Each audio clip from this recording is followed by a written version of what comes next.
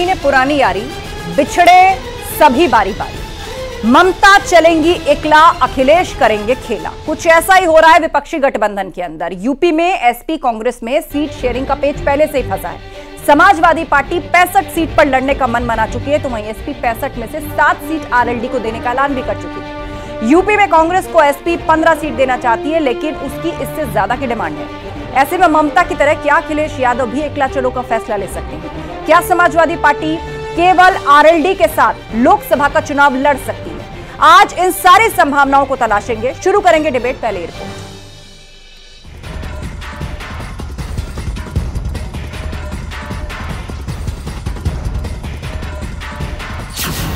टूटा विपक्ष का बंधन, खंड खंड इंडी गठबंधन। मुझे लगता है कि समय रहते वो चेत गई है। वो ममता बनर्जी ही क्यों ना हो, जो बड़ा भाई और छोटा भाई का खेल बिहार में जो चल रहा है, ये दोनों लोग ये जनता को झांसे में लेकर के ये हम बड़ा तो हम बड़ा की नाटक चल रहा है, लेकिन बिहार के 13 करोड़ जनता मोदी जी के साथ खड़ी है। ममता अकेले लड़बो, अखिलेश का खेला होबे। जिन सीटों पर चुनाव लड़ना है तैयारी कर रहे हैं, और समाजवादी पार्टी भी तालमेल भी बन रहा है, कहीं पर कोई मतभेद नहीं है। कांग्रेस और समाजवादी पार्टी के बीच में निश्चित रूप से सीटों का जो बंटवारा है वो हो जाएगा। अभी समाजवादी पार्टी ने आरएलडी से जो गठबंधन की सीटें थी उनको फाइनल किया है। कांग्रेस के साथ भी लगातार बैठक हो रही है। गठबंधन में क्लेश, ममता की राह पकड़ेंगे अखिलेश। अलग अलग राज्यों के अलग अलग नेता धीरे धीरे अपना ऐलान करने लगे, अपने एकला चलो का रास्ता अपनाने लगे। जैसे कि पहले बहन जी कुमारी मायावती जी ने उत्तर प्रदेश में अकेले लड़ने का ऐलान किया, उस समय इंडी गठबंधन तुरंत धराशायी हो गया, वहीं से बिखरना शुरू हो गया। बंगाल, पंजाब, यूपी, इंडी गठबंधन की दाल नहीं गली। ਉਸ ਤੋਂ ਬਾਅਦ ਜੋ ਵੀ ਵਿਨਿੰਗ ਕ੍ਰਾਈਟੇਰੀਆ ਰੱਖਿਆ, ਅਸੀਂ ਪੰਜਾਬ ਨੂੰ ਜਿਤਾਉਣਾ ਹੈ, ਅਸੀਂ ਪੰਜਾਬ ਨੂੰ ਦੇਸ਼ ਦਾ ਸਭ ਤੋਂ ਮੋਹਰੀ ਸੂਬਾ ਬਣਾਉਣਾ ਹੈ। ਪੰਜਾਬ ਬਣੂਗਾ हीरो 13-0। कर्पूरी ठाकुर को भारत रत्न, बीजेपी से नीतीश प्रसन्न। जननायक कर्पूरी ठाकुर जी को भारत रत्न देने का आज की युवा पीढ़ी के लिए कर्पूरी ठाकुर जी के बारे में जानना, उनके जीवन से सीखना बहुत जरूरी है। 22 तारीख को मोदी जी ने रामकाज किया और 23 तारीख को गरीब काज कर राम और गरीब को जोड़ने का प्रयास।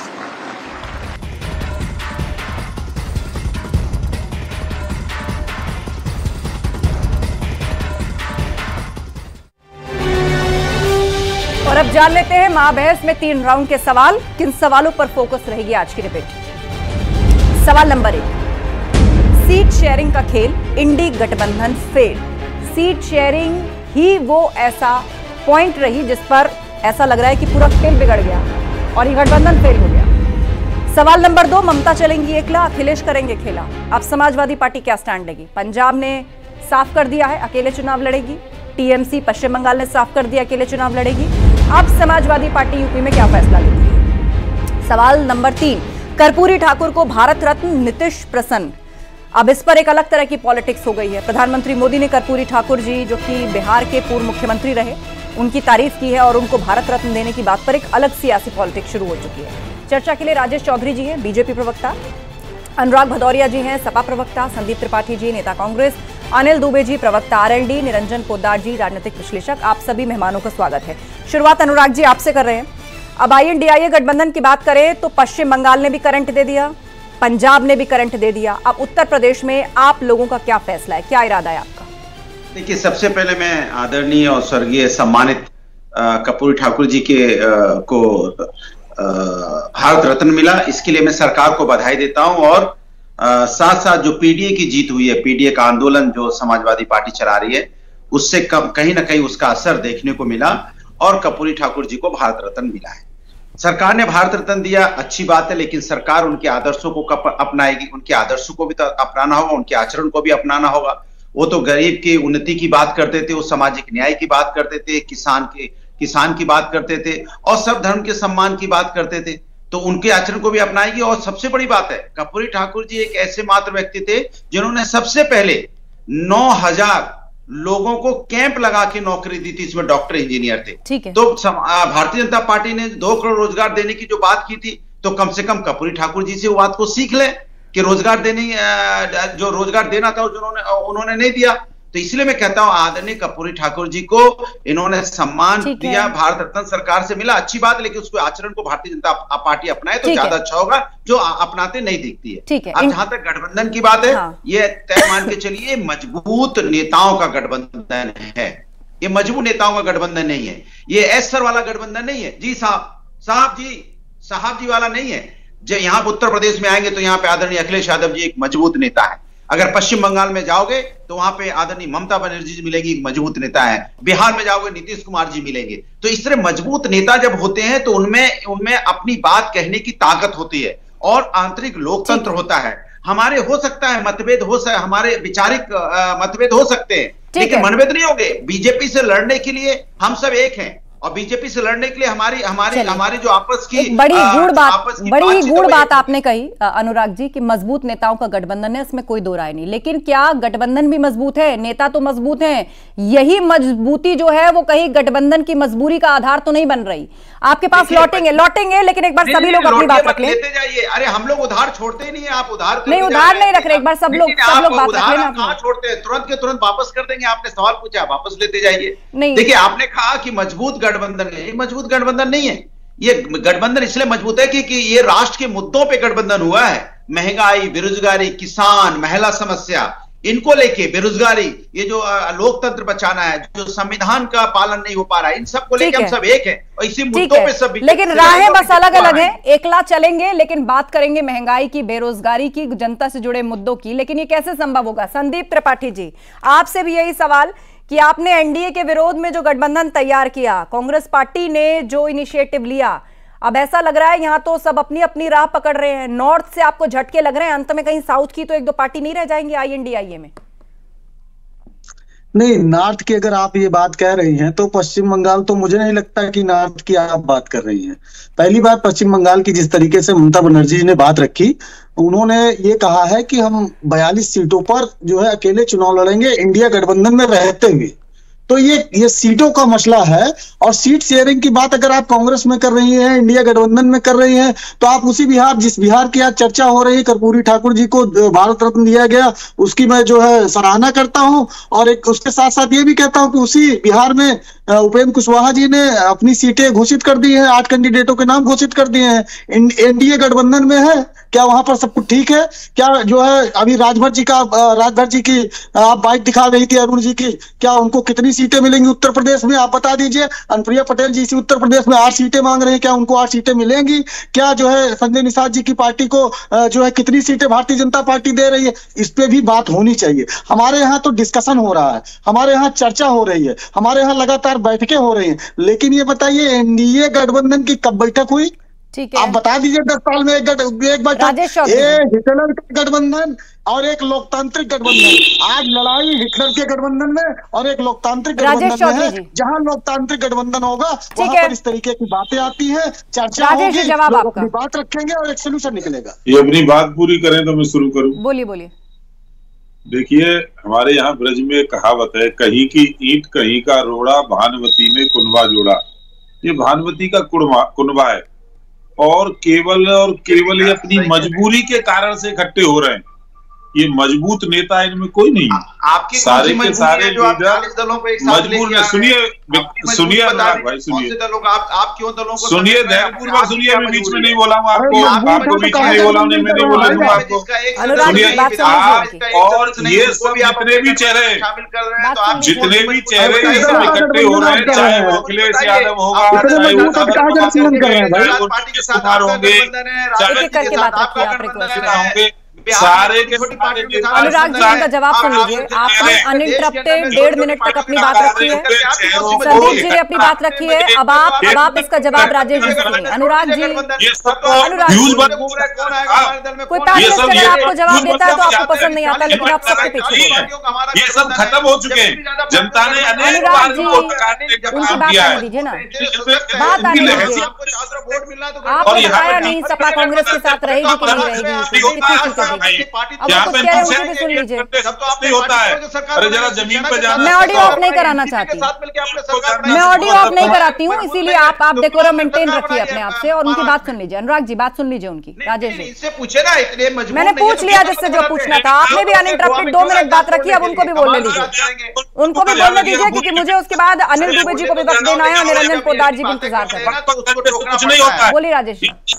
करके बक करने से कुछ नहीं होगा। जनता एक मिनट राजेश जी आप अपनी बात रखिए, जनता को समझने की ये सब काटे हुए चेहरे, जनता इसको कतई स्वीकार नहीं करती है, बार पराजित करती है। इनके पास कोई मुद्दे नहीं है, कोई एजेंडा नहीं है, कोई नेता नहीं है।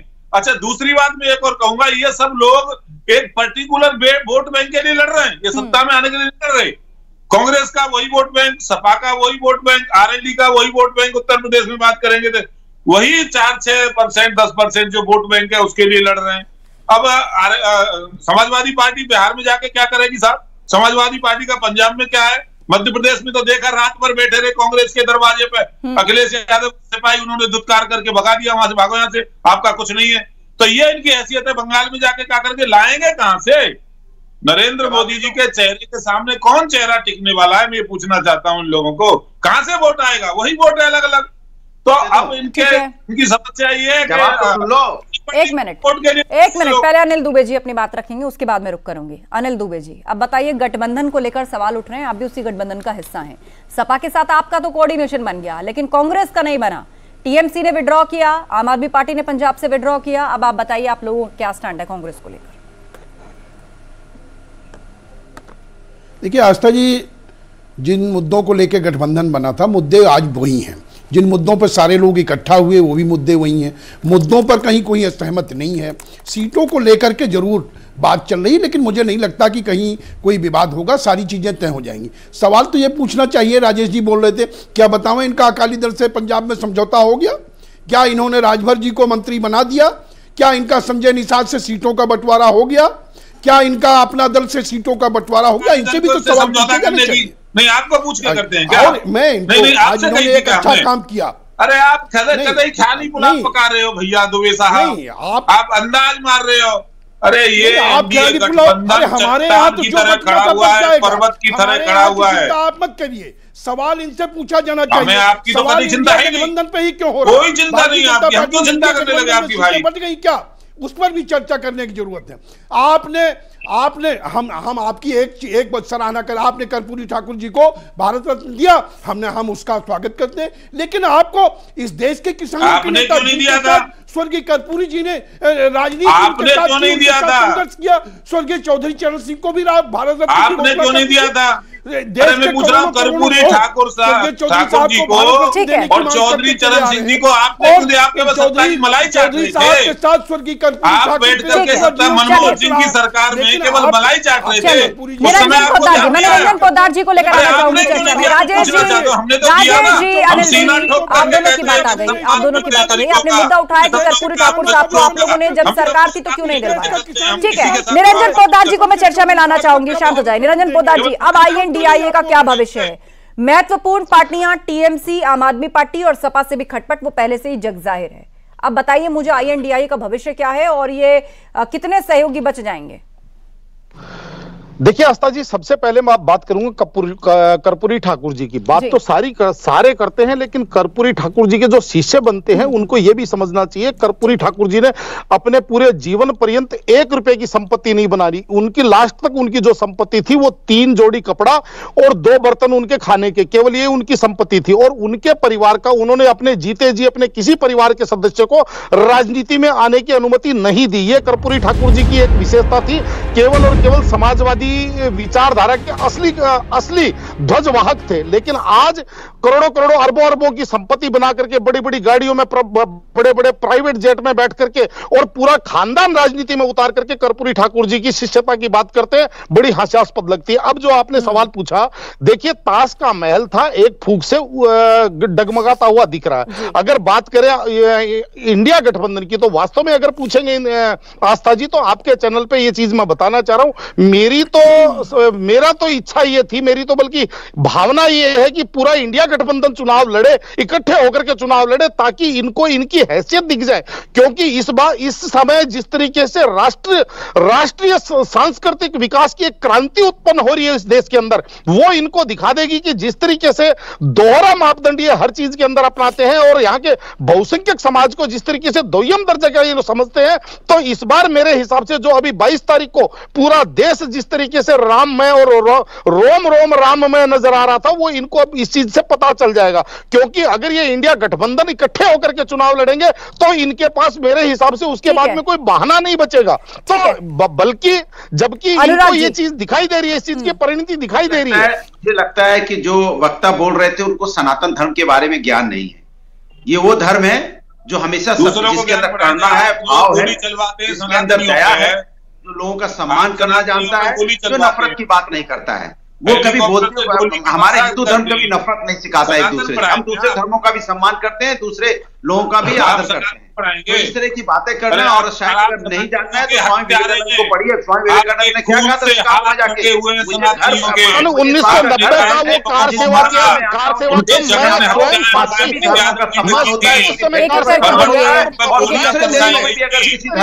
निरंजन जी देखिए, आप शांत हो जाइए। आपने जो सवाल उठाए आपकी बात है निरंजन जी। राजेश चौधरी जी एक सेकंड राजेश चौधरी जी, देखिए कोई भी क्लैरिटी नहीं आएगी, आप लोग एक वक्त में एक साथ बोल रहे हैं, क्लैरिटी नहीं आएगी। राजेश जी आप रुकिए, मैं आपको अलग से टाइम दूंगी। राजेश जी आप रुकिए, मैं आपको टाइम दूंगी अलग से, बात पूरी कीजिए।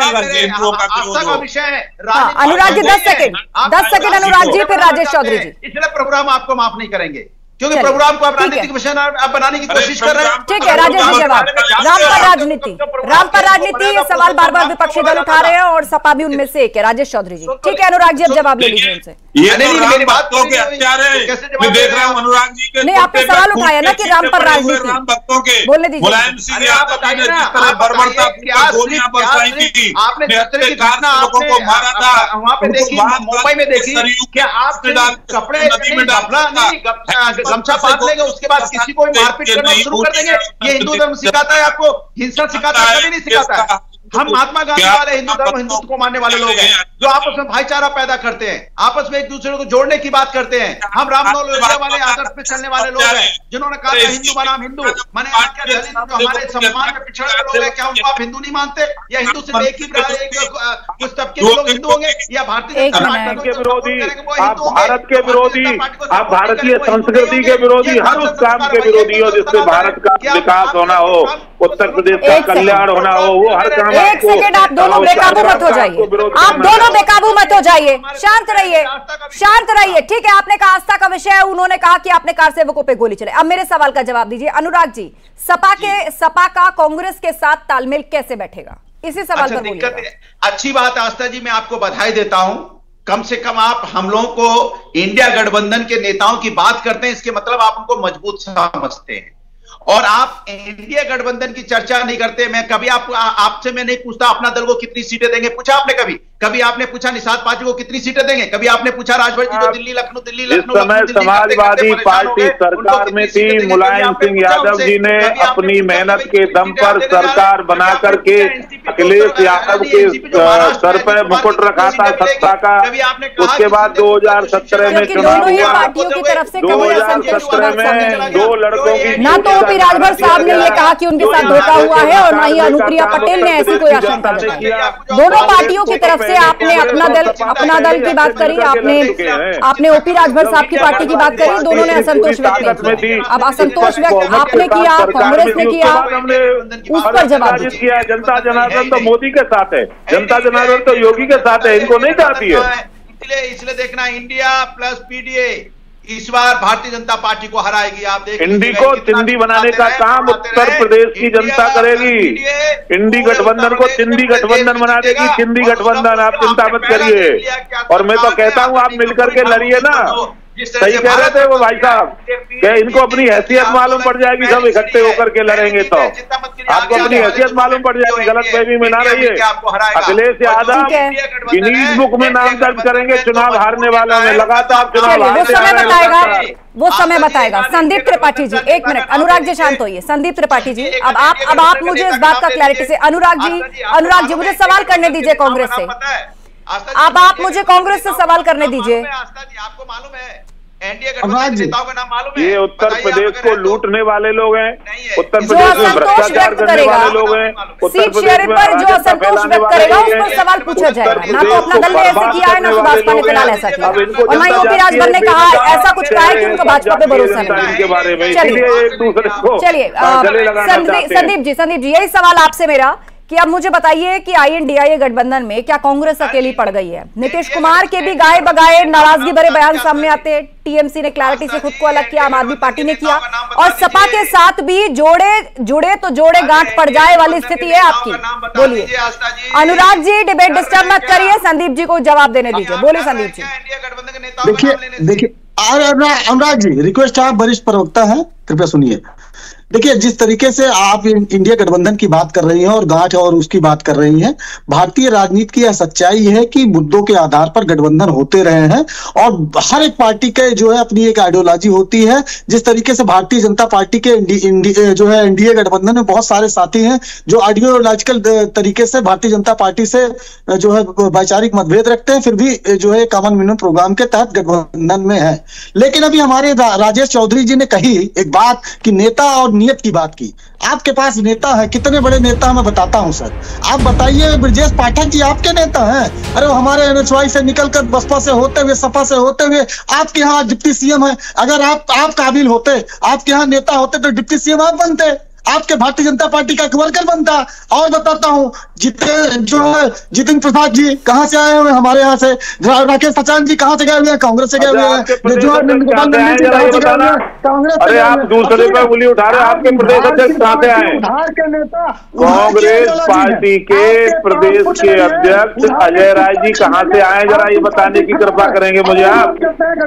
माननीय प्रबंधन करता साहब, मैं आपसे एक प्रश्न पूछ रहा हूँ, इस समय उत्तर प्रदेश कांग्रेस कमेटी के अध्यक्ष कौन है?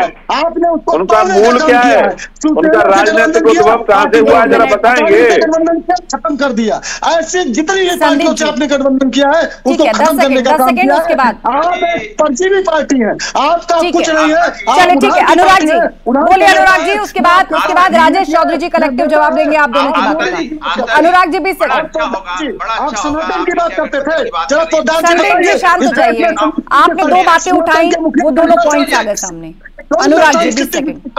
संख्याचार का अपमान हो, इस संस्कृति को बढ़ाया जा रहा है। बोलिए संदीप जी, आप रिक्वेस्ट कर रहे थे अनुराग जी से, अब आप उनकी भी बात सुन लीजिए। आज इंडिया गठबंधन की आप चर्चा कर रही है, अच्छी बात है। आस्था जी 3 एनडीए गठबंधन के नेता का नाम ले दीजिए, इतना ही काम कर दीजिए बस। एनडीए गठबंधन के 3 नेताओं का नाम ले दीजिए।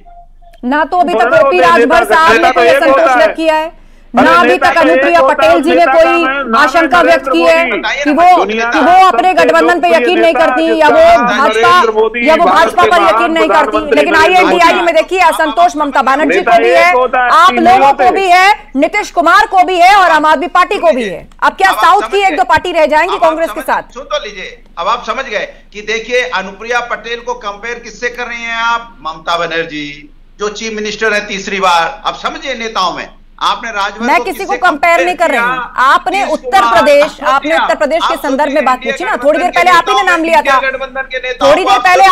लिया था, कि अपना दल को कितनी सीटें और भाजपा को कितनी सीटें। अरे आप सुन लीजिए, आप चिल्ला रही हैं क्यों बेकार? मैंने कहा इंडिया गठबंधन, जो एनडीए गठबंधन है, इंडिया गठबंधन में बहुत फर्क है। एनडीए गठबंधन में क्या पता क्या, जी सर, जी साहब वाले नेता है, वो क्या विरोध करेंगे? जो खुद ही अपना मंत्री बनने के लिए दिल्ली लखनऊ दिल्ली घूम रहे हैं, कभी ट्रेन से जाते हैं, कभी जहाज से जाते हैं, कभी फॉग में अटक जाते हैं, कभी फॉग में। ठीक है, लास्ट 1.5 मिनट बचे मेरे पास। राजेश चौधरी जी है तो वो क्या यहाँ आवाज देखिए, वो कह रहे हैं कि डेमोक्रेटिक माहौल है INDIA के अंदर और एनडीए के अंदर नहीं है, यही कहना चाहते हैं ना अनुराग जी? देखिए, एनडीए तो चट्टान की तरह मजबूत गठबंधन है, दूसरी बात मैं ये कहूंगा, आज पूरा देश राममय होके रखा हुआ है। अयोध्या का जिस तरह से विकास हुआ है, चारों तरफ जय श्री राम हो रहा है। पहली बार मैंने तो देखा अपने जीवन में गरीब से गरीब व्यक्ति भी दिवाली मना रहा था 22 तारीख को, जब मेरे राम लला लौट करके मंदिर में आए। इन्हीं लोगों की वजह से तो राम के मंदिर का निर्माण नहीं हो रहा था। ये जनता जानती है, ये बहुत अच्छी तरह से समझ रहे हैं कि इनको धूल चटाने वाली है जनता। अभी आने वाले 2024 चुनाव में 2024 साल में आप देखेंगे सब राजनीतिक रूप से बर्बाद होने वाले हैं। ठीक है, आप लोगों के दावे बहुत हैं, आरोप प्रत्यारोप बहुत है, लेकिन 2024 आ चुका है और बहुत समय बाकी नहीं है लोकसभा चुनाव में। आप सभी का शुक्रिया चर्चा में शामिल होने के लिए। तो उत्तर प्रदेश की बात करें तो सपा कांग्रेस में सीट शेयरिंग पर पेच फंसा है। सपा 65 सीटों पर लड़ने का मन बना चुकी है, तो वहीं कांग्रेस को जितनी सीटें देना चाहती है उस पर कांग्रेस ने अभी तक संतोष व्यक्त नहीं किया है। ममता बनर्जी ने झटका दिया, आम आदमी पार्टी ने झटका दिया और नीतीश कुमार भी गाहे बगाहे नाराजगी भरे बयान देते रहते हैं। तो ऐसे में क्या ममता की तरह अखिलेश यादव भी एकला चलो का फैसला ले सकते हैं? इस पर सवाल उठ रहे हैं। महाबहस में इतना ही। खबरें लगातार जारी हैं, आप बने रहिए हमारे साथ।